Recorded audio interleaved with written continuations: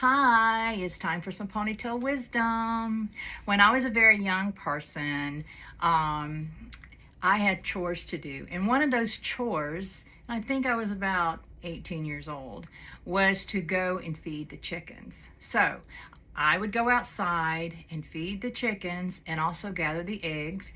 And there was the rooster who was very mean, and he always would hide out, but I could always hear him making this noise all the time. And I knew as soon as I heard that he was going to come and attack me.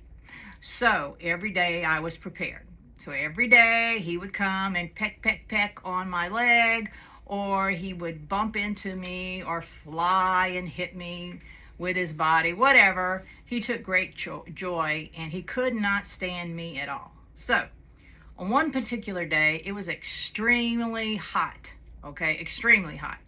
And I had on a pair of shorts and flip-flops.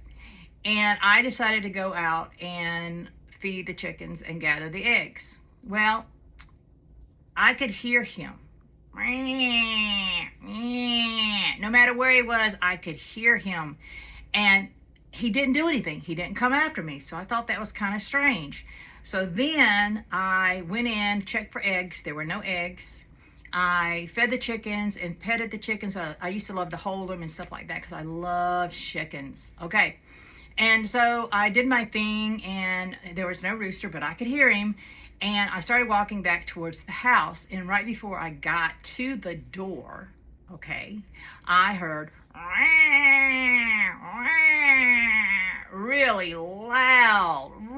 loud. And all of a sudden I saw him fly off the roof, and he swooped down and bam, hit me on my foot, and then took off running. And as I watched him take off running, he had something in his beak. Now, I didn't know what it was, but all of a sudden, pain shot down my left leg all the way down into my foot. And when I looked down, doggone it, that bird had taken my complete big toe nail off. And he was running down the yard with my big toenail in his mouth. Now, I wasn't going to chase him, because what was I going to do? Super glue the toenail back on? Nope. So I went hobbling back into the house, and then my elder that was there looked at me, looked at my toe, helped me clean it up, and wrapped it up for me and everything, and said to me, haven't I told you never to wear flip-flops out when you're feeding the chickens? Well, yes, ma'am, you did. And guess what? I didn't listen.